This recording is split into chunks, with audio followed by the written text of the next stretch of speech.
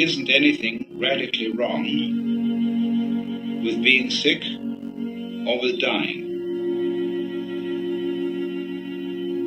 Who said you're supposed to survive? Who gave you the idea that it's a gas to go on and on and on? And we can't say that it's a good thing for everything to go on living. It's a very simple demonstration that if we enable everybody to go on living, we overcrowd ourselves. So therefore, one person who dies in a way is honorable because he's making room for others. We can also look further into it and see that if our death could be indefinitely postponed, we would not actually go on postponing it indefinitely.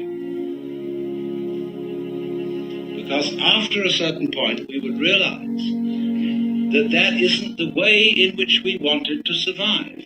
Why else would we have children? Because children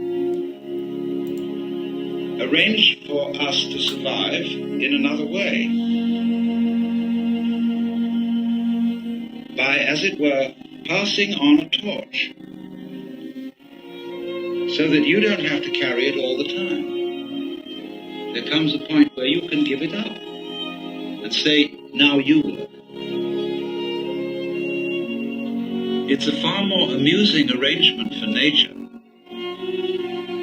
to continue the process of life through different individuals than it is always with the same individual. Because as each new individual approaches life, life is renewed.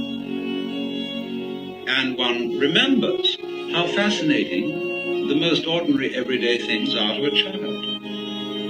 Because they see them all as marvelous, because they see them all in a way that is not related to survival and profit.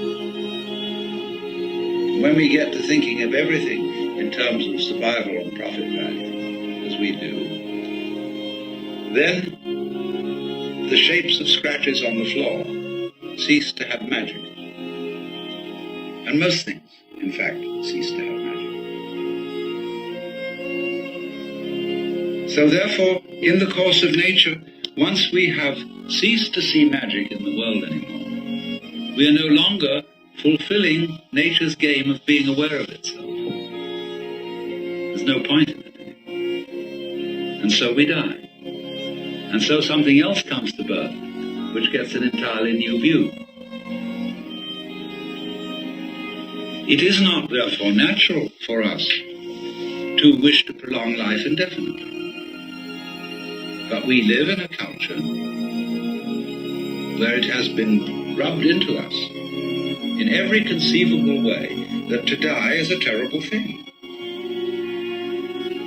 And that is a tremendous disease from which our culture in particular suffers.